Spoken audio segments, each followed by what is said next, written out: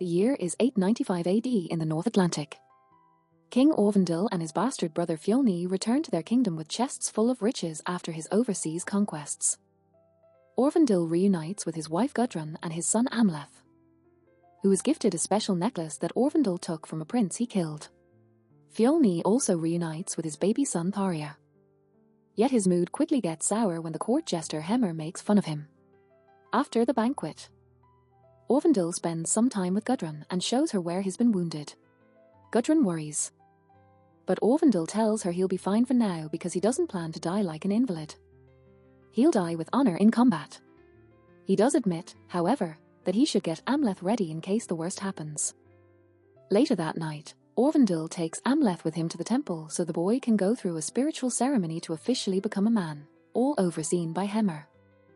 Father and son channel their inner wolves and Amleth is blessed with a knowledge of the tribe, for which he must swear to live with honor and avenge his father if he ever falls to the enemy's hands.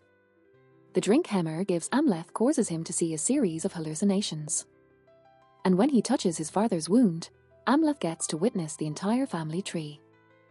The two of them leave the temple in the morning and are ambushed by a group of masked warriors on horses. Amleth wants to help, but Orvandil tells him to run away, and the kid hides behind a rock to watch how his father is hit by multiple arrows. The leader of the group then takes his mask off and reveals to be Fjolnir, who proceeds to kill his brother to take his place as king. Afterward, he sends his soldiers to find Amleth, who runs away deeper into the forest.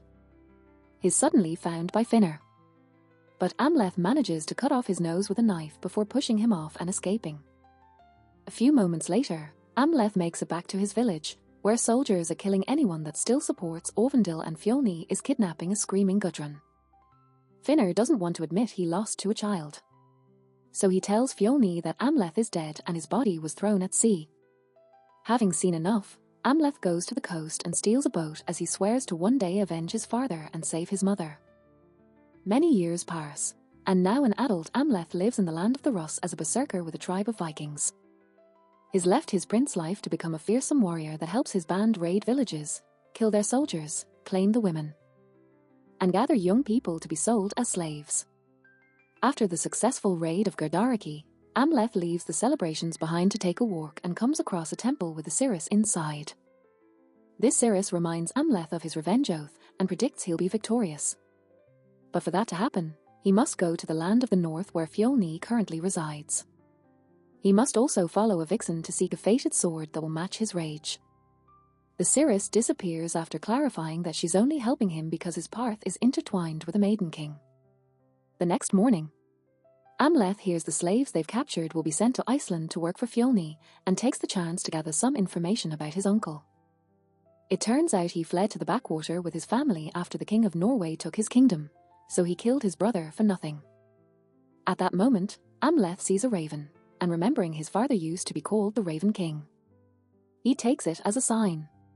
Coming up with a plan is easy. Amleth cuts his hair, hides his necklace, steals some different clothes from a body, and brands his chest with the slave mark before sneaking aboard the ship that will take the slaves to Iceland. There, he meets Olga, who claims to be a sorceress. She knows Amleth is actually a Northman, but she still treats him kindly, and even comforts him when at night his dreams are haunted by visions of the past, the future, and Olga herself.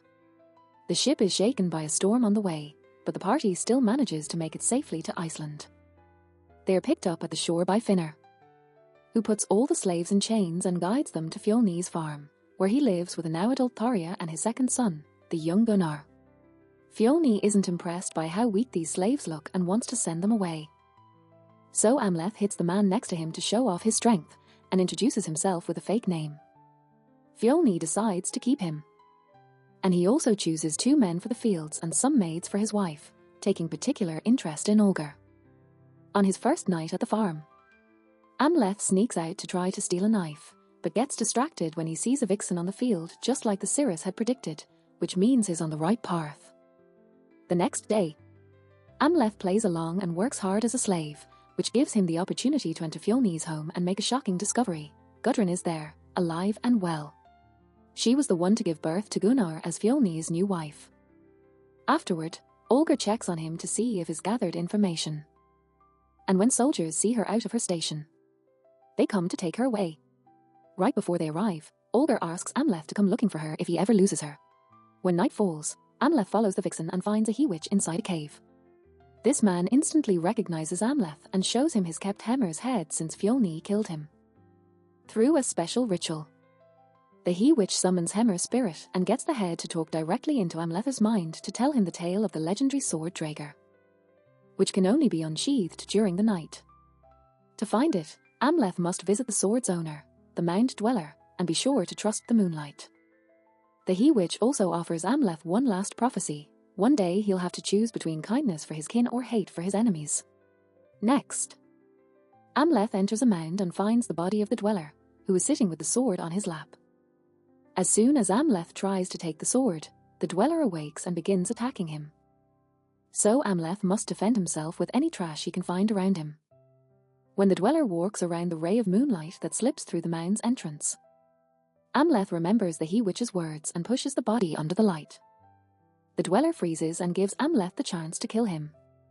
But as soon as he turns around, Amleth finds himself back at the beginning in front of the sitting man.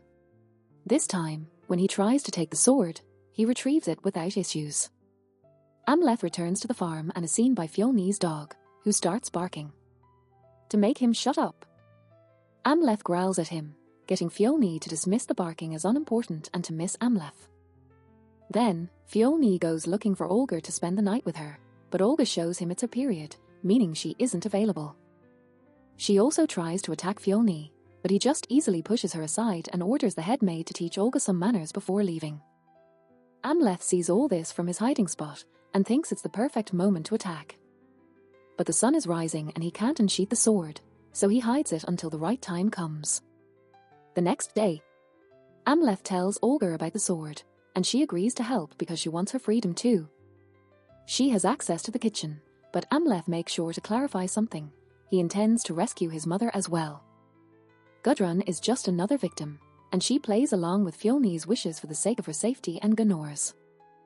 Afterward, Fjolnir takes his family and a selected group of slaves to meet with the chieftain and his people for a match of Natliker. The game consists of 2 teams of 5 warriors that fight over a ball in order to score. And killing is allowed.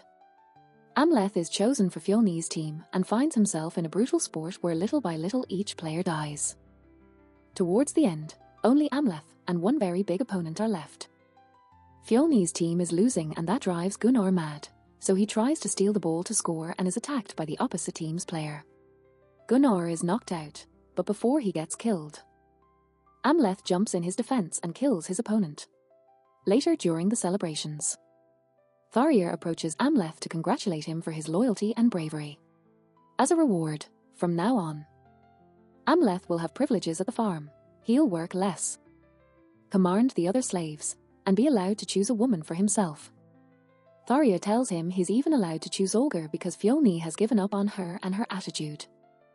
Amleth doesn't think about it twice and looks for Olga, then takes her deep into the forest so they can get busy without anybody else watching.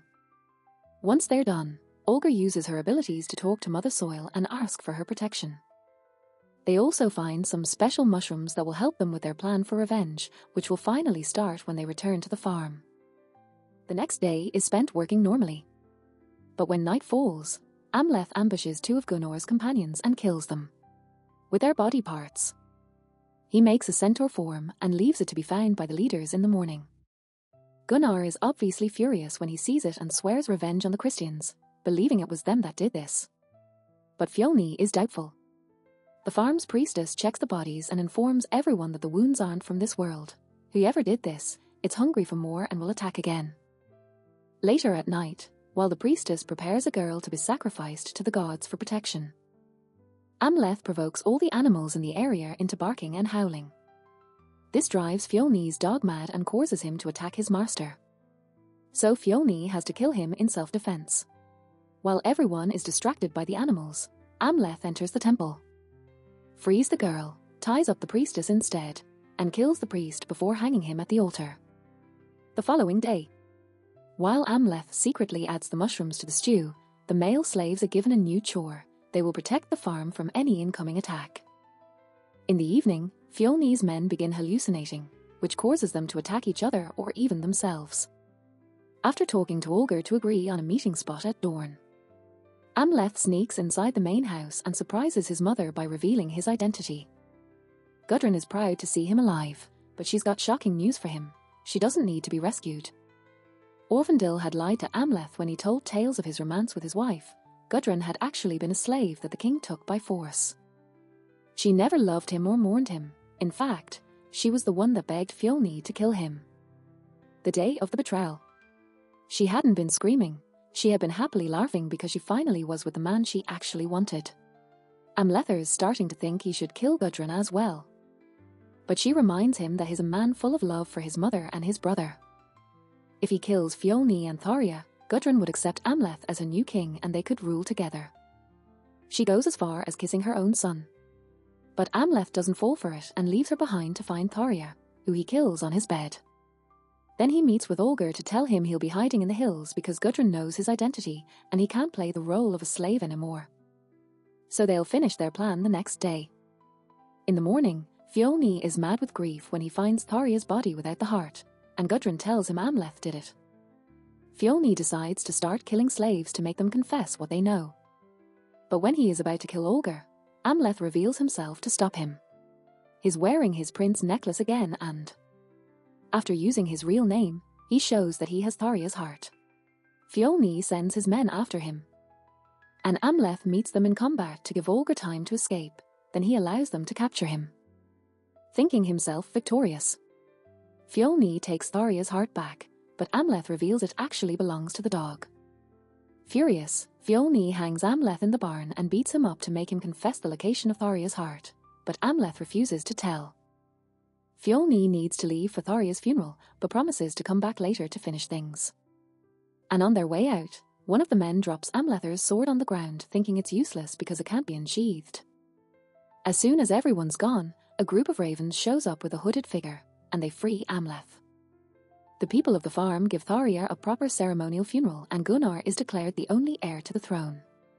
Afterward, they go back to the barn to kill Amleth, but by the time they get there, he's already gone. Meanwhile, Amleth finds himself on a horse ridden by a Valkyrie that is taking him to Valhalla, but suddenly he wakes up and realizes it was Olga that saved him. The fact she came back for him must be a sign of fate, inspiring Amleth to run away with her. He's got kinsmen in Orkney, so they could find passage there. After a day of horse riding, the couple finds a boat and is allowed aboard. Amleth notices Olga has a scar on her neck that Fjolnir left there with his knife and decides to kiss it for comfort. This act gives him a vision of the family tree again.